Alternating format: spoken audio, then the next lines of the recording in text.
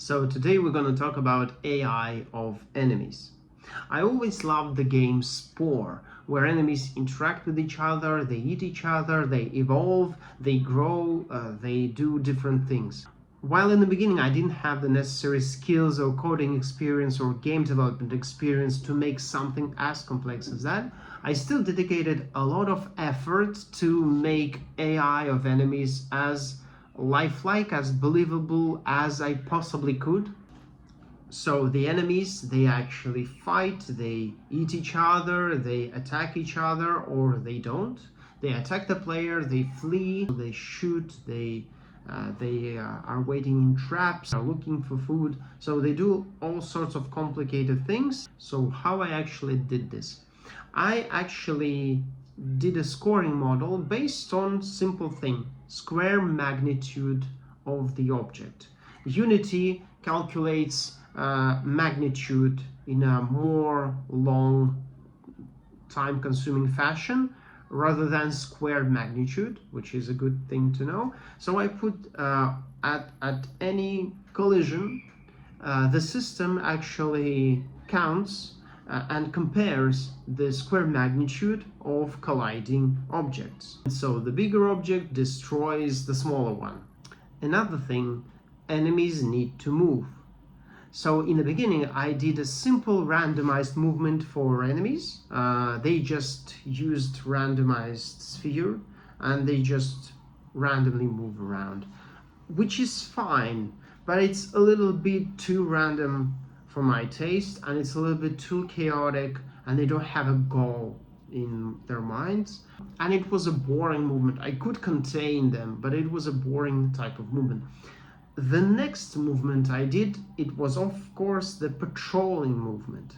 We all know from many games, patrolling movement is a quite basic type of movement. So I did that, and it felt a little bit robotic. Well, at first you gotta even think about how, when you move your patrol points, they're on the list, and the object iterates through objects on the list. The last object is the last object, and then it switches to the first object. So you gotta plan your patrol points really carefully around environment, so the enemy wouldn't get stuck somewhere. And it's also another thing, you gotta be able to detect environmental blockage.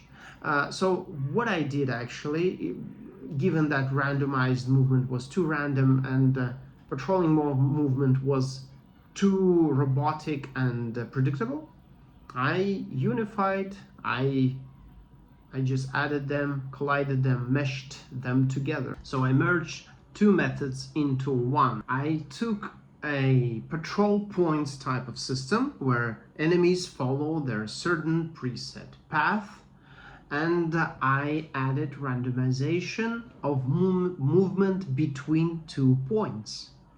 So when the enemy follows a certain path of patrol points, but it moves towards them in a randomized manner, thus creating this more unpredictable, quasi-chaotic type of movement. So the next thing, enemies would need to detect each other, the player, the walls, etc, etc, etc, and be more intellectual, smarter than just dumb objects moving around. So I achieved that in the simplest way possible. I added trigger colliders to enemies to detect the collider was acting like a field of view of the creature. So it added this third dimension to movement. Enemies are following a certain pathway in a randomized manner, hitting walls, moving away from walls, chasing enemies, running away from enemies, and it also switching between those movement modes.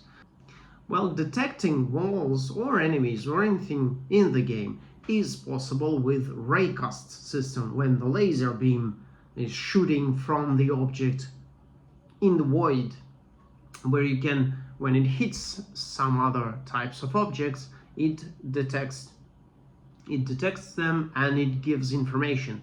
The problem with the raycasts is optimization. Raycasts are quite heavy in terms of computing power of the engine. Given that I have a lot of enemies, I have a lot of interconnected systems, even when the game looks quite simple, there are a lot of systems at play here. And given that there are a lot of objects interacting with each other, putting the raycasts, and certainly a lot of raycasts, on each and one enemy, like 100 enemies, 300 enemies, 1000 enemies, it's quite a lot. So trigger colliders is way to go, because it actually not half bad. It's okay, it's all right. It's not a pathfinding algorithm. Using pathfinding models, all sorts of pathfinding models, sometimes were really detrimental to the whole game in general, like overall, because pathfinding is a really complicated and really demanding thing, and if you have a lot of objects using that pathfinding system, it's too hard on the engine, it's too hard on the computer, and it leads to all sorts of mistakes, and you gotta be careful while using pathfinding algorithms if you have a lot of objects in the scene. And I also made a cool level up system with a cool formula that I found and utilized and adapted to the game, which we'll talk about in the next video, along other interesting topics, and how I proceeded with adding layers to polish the game, adding layers to make the game more appealing and more interesting.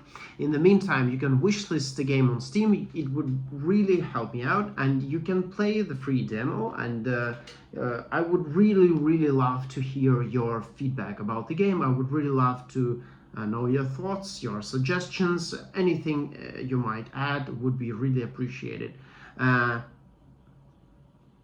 Bye.